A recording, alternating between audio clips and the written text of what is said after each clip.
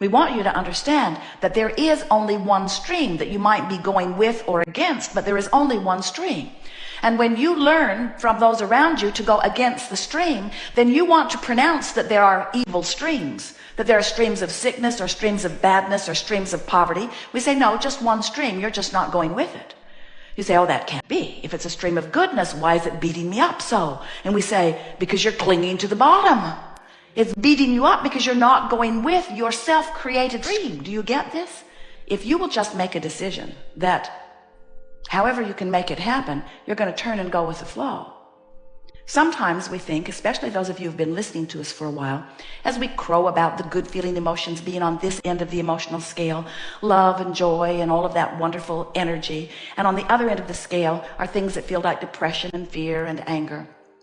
And we know that we give you the impression that your work is to not only not be on this end of the scale, but get to this end of the scale as quickly as possible. And of course, we'd rather that you felt this way than this way. But what we really want you to understand is that since the stream is moving, we really are not asking you to turn your boat downstream and put a motor on it and get all the way down here as quickly as you can. Because we know the power of the stream. You don't have to do that. You don't even have to turn your boat in the stream. Just stop paddling upstream.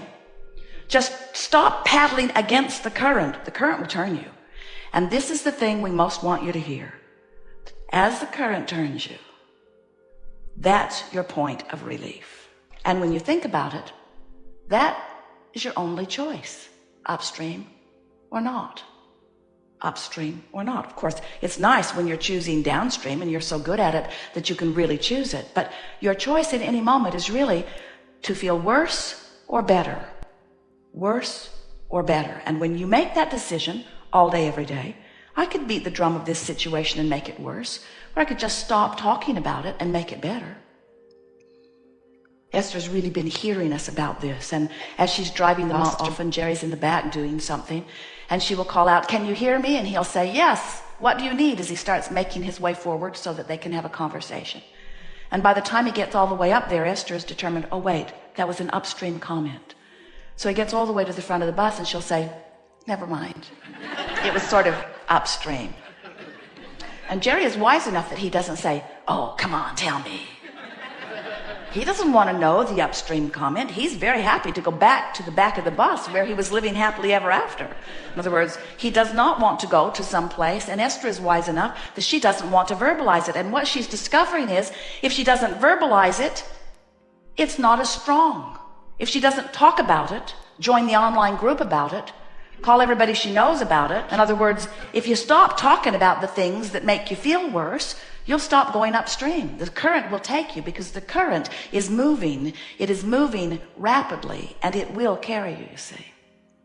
As you begin to withdraw your attention from those things that feel bad when you think about them, when you stop talking about what you don't want and what's not working, you see, you've asked for more money. And every time you say there's not enough money, that costs too much money, they're asking for too much money, this is highway robbery, who do they think they are? The rich are taking advantage, the government is spending our money inappropriately. Look at that kid driving that beautiful car, the car I've wanted all of my life. He doesn't deserve it. His mother probably bought it for him.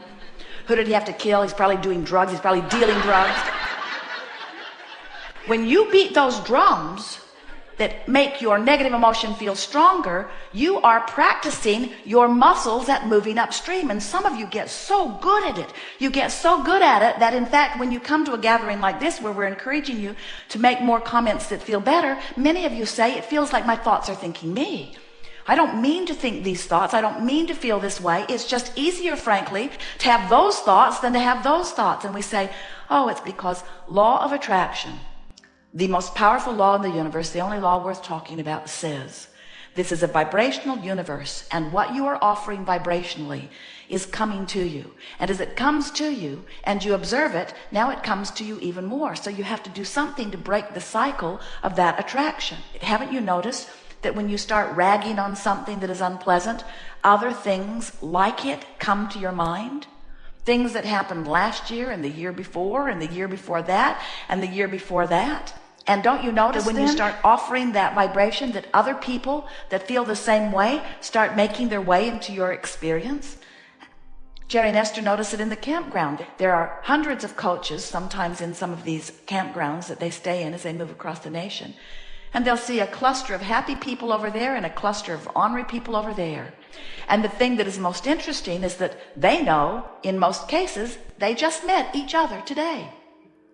They didn't drive in a happy cluster or an unhappy cluster. They didn't come. We belong to the ornery RV club. And we travel in a pack.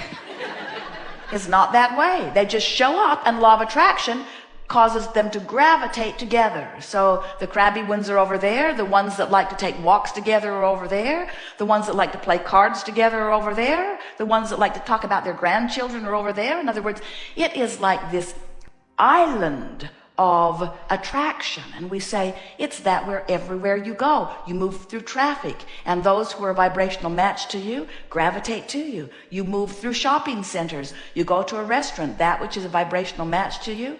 In other words, if you get the spinach that is tainted, it's not by accident. Law of attraction never makes that mistake. Nothing ever comes to you that is not a vibrational match to who you are, you see. So as you come to realize that law of attraction is this powerful law, and therefore it's logical, since I've been feeling this way, maybe something happened. It came out of the blue. It didn't even seem like it had anything to do with me. It always does, or it doesn't come to you, but something happens. Maybe somebody that you love had something happen to them.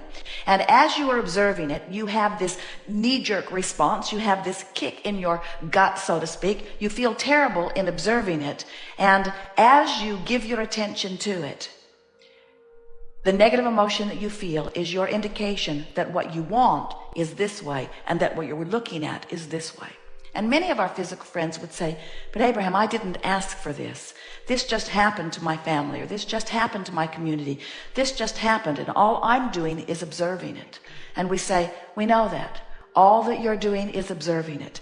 But in observing it, you are activating a vibration within you that is contrary to who you really are. And even though it is true and you are observing it, even though it is factual and you are observing it, your guidance is saying, turn away from it. Because your observation of this unwanted thing has you offering a vibration of resistance, which is keeping you from moving in the direction of what you are wanting. As Jerry and Esther were driving here yesterday, they drove down from Chicago, and they had surprisingly wide open traffic until they got to the outskirts of this city. And as they were sitting there, traffic was not moving at all. It made them feel uncomfortable because they had a deadline. They had people they wanted to meet at a certain time. And as the traffic came to a complete stop, they felt agitated. But then as they began moving, Esther was driving about 70 miles an hour most of the way from Chicago to here. And now she's going 0 miles an hour, which felt uncomfortable. But then the traffic started loosening up a little bit, and now she's going about 10 miles an hour, but she felt relief. In other words, 10 miles an hour was so much better than no miles an hour. And can you imagine how terrible it would have felt to turn around and go in the wrong direction? So this is the sensation we're wanting you to begin to feel. If you will just stop going against the direction that you're wanting to go, you will begin to feel the relief. And now you know that these are your only choices. Worse or better. No matter where you stand, no matter what subject you are contemplating, you have two choices. You don't have the choice of absolute complete manifestation right now or not. You don't have that choice. You don't have the choice of knowing every answer to every question you've ever wanted to know right now. You don't have that choice. The choice that you have is, I can feel worse right now about this subject, or better. And we want you to feel with us that this is not a limited choice. This choice is enough. It's not only the only choice you have, it's huge. That's the only choice you ever need to make. If you make a decision that you're going to try to make something feel better than it feels right now, then you're beginning to develop the habit of always turning downstream. And do you know, a week or two of deliberately turning downstream is all you need to start feeling wonderful. And do you know, 30 days of feeling wonderful is all you need to manifest the biggest of dreams you've ever had. Do you know that you are 30 days away or less from everything that you've been asking for if you would just stop doing this? In other words, that sounds implausible, doesn't it? You've got to be kidding, Abraham. I've wanted that all of my life, and you're telling me that it's 30 days away? And we say, it's less than that away if you get turning and going with the flow, because you wanted it and it is created, and the universe knows how to take you to it. The circumstances and events are all lined up, and when you follow your bliss, you're going to find the path. And you know what's been keeping you from getting there? Keep going that way. No, I'm not. You say, yes, you are. We say, you're going that way. Well, I don't mean to go that way. I don't want to go that way. I want to go the other way because I'm miserable going this way. You're going that way. I know, but I hate going this way. I don't want to go this way. You're still going that way. Well, it's not my fault that I'm going this way. You're still going that way. It's my mother's fault. Still going that way.